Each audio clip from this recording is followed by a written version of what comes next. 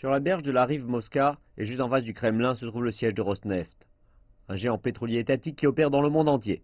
L'activité de Rosneft au Venezuela est l'une des plus significatives. On estime que depuis le début de ses opérations au Venezuela, Rosneft a investi plus de 9 milliards de dollars ici. 6 sur ces 9 milliards ont été étendus en tant que prêt à PDVSA, l'entreprise pétrolière étatique du Venezuela. Et 2,3 milliards de dollars de cela doivent être remboursés d'ici la fin de l'année. Compte tenu de la situation turbulente, est-ce que la dette peut être remboursée? Est-ce que Rosneft peut continuer à opérer au Venezuela?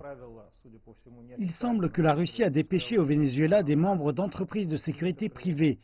Ils fournissent une sécurité à Rosneft et à d'autres opérateurs russes en territoire vénézuélien. Le propre service de sécurité de Rosneft dispose de ressources suffisantes qui leur permettent d'être confiants en matière de sécurité quant à leurs biens dans l'autre pays. Les analystes déclarent que les chances que la Russie fournisse une aide militaire directe sont quasi nulles, mais elle offre une autre forme d'aide au gouvernement de Maduro.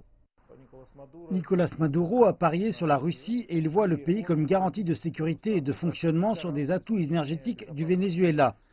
Il n'y a rien d'étrange à cela car la Russie déclare depuis longtemps qu'il s'agit d'exportation de sécurité.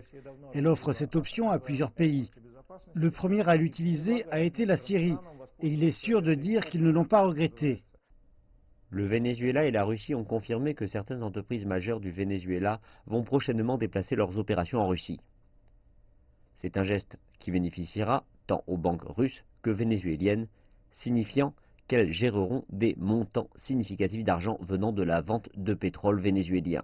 Mais d'abord, le Venezuela doit trouver un moyen de contourner les sanctions américaines pour ses exportations de pétrole. Désormais, le PDVSA a un besoin urgent de rediriger les approvisionnements de pétrole vers le sud et l'Asie de l'Est. L'Inde est le premier lieu où il dispose d'une importante raffinerie et se trouve à proximité de la Chine et d'autres pays de potentiels acheteurs de pétrole. Et qu'ils réussissent ou non est la grande question, mais c'est une lutte vitale pour eux. Les puissances mondiales majeures sont dans l'impasse concernant le Venezuela. La question est désormais de savoir qui cédera le premier.